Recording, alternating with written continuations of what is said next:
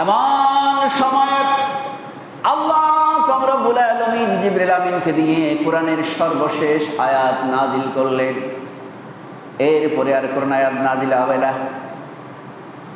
আল ইয়াউমা আকমালতু লাকুম দীনাকুম ওয়া আতমামতু আলাইকুম নি'মাতি ওয়া রাদিতু লাকুমুল ইসলাম দীনা।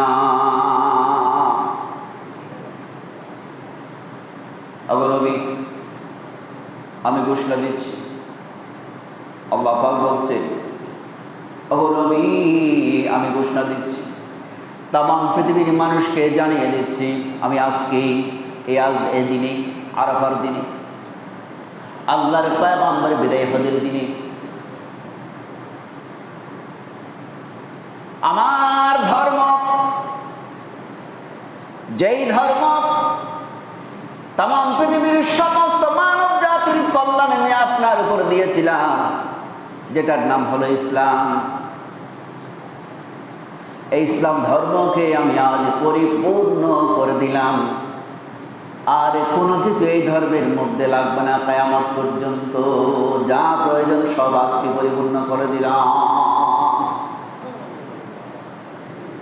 কিয়ামত পর্যন্ত মুমিন মুসলমানদের জন্য তামাম এই পৃথিবীর মানুষ সুন্দরভাবে, সহজভাবে, শান্তভাবে, নির্ভয়ে জীবনযাপন করার জন্য আর কোনো কিছু দরকার পড়বে না, সব পরিপূর্ণ করে দিলাম।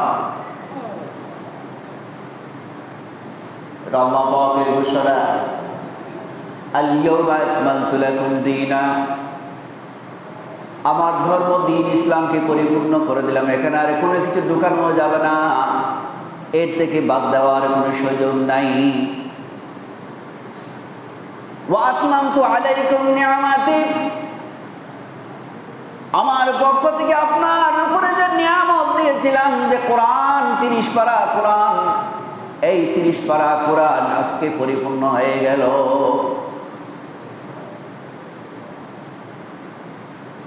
ওয়া রাদিতু লাকুমুল ইসলাম দীনা, আর তামাম পৃথিবীর সমস্ত মানব গোষ্ঠীকে জানান দেওয়া উচিত, ইসলাম ছাড়া আপনি মানেন আর না মানে, আমি মানি আর না মানি,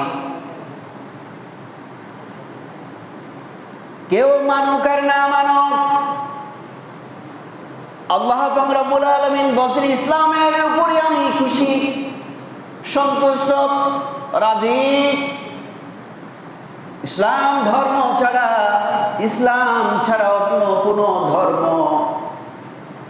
কোন মত, কোন পথের উপর আমি সন্তুষ্ট নই।